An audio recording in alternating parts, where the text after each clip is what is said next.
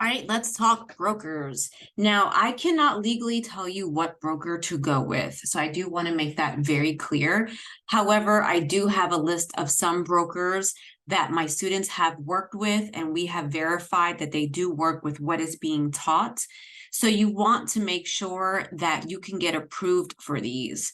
So in the US, there's TD Ameritrade, Charles Schwab, E-Trade, Tastyworks, TradeStation, Webull, and Robinhood.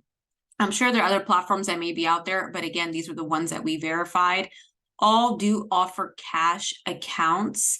Now, TD Ameritrade offers paper trading. E-Trade does only if you have $1,000 deposited. TD Ameritrade does not require a minimum deposit. Tastyworks does not offer paper trading.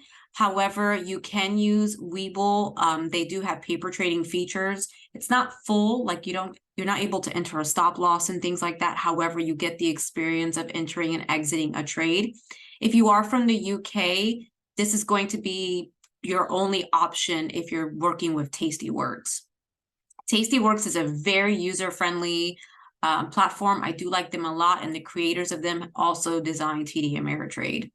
TradeStation is one that offers paper trading, but you do have to make a deposit. There's no minimum from what I'm aware of. However, you do need to make a deposit in order to practice on their paper trading. Robinhood does not offer paper trading. I do believe Webull and Robinhood have a desktop version as well. I don't use these personally, but I'm pretty sure they do. For my international people, which are basically UK based, Tastyworks is a broker that a lot of our students have been using and like. Interactive Brokers is also a broker that is very comparable to TD Ameritrade. However, I do not personally find it user friendly. So you would have to play around with it. And I do have a video on YouTube on like just how to enter your trades, identify your orders, and things like that. The great thing is that they do offer paper trading.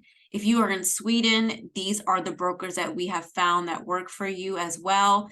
As of right now, I've only seen Nigeria as the only region that does not offer stock options trading. So there may be other areas. So just make sure you check these first. Go on Google, type in the name of the broker plus countries list and see if that's something that caters to your area.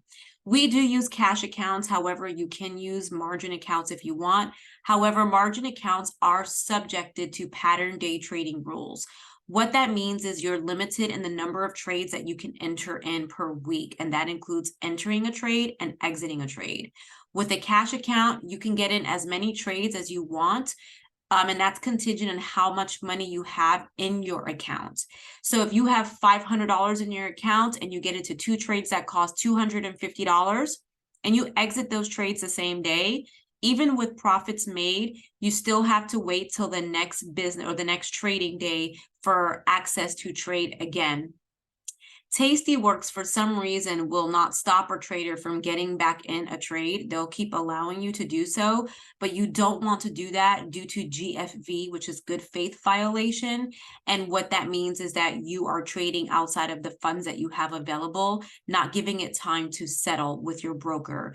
So make sure if you are using Tastyworks, that you are notating or journaling how much you're spending so that you don't have any good faith violations.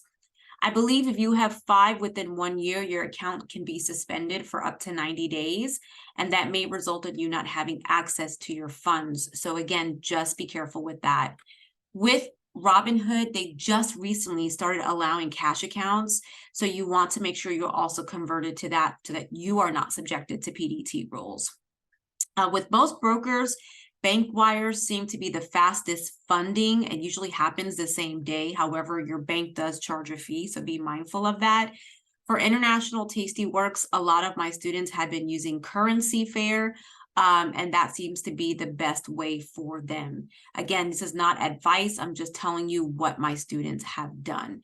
Now, all of these brokers are regulated. So you are going to be required to enter your tax information because you do have to pay taxes on money that is earned. If you are using a retirement account, again, you still have to claim that for your taxes, and you want to make sure that you speak with a dedicated financial expert that can guide you on what count is best. Yes.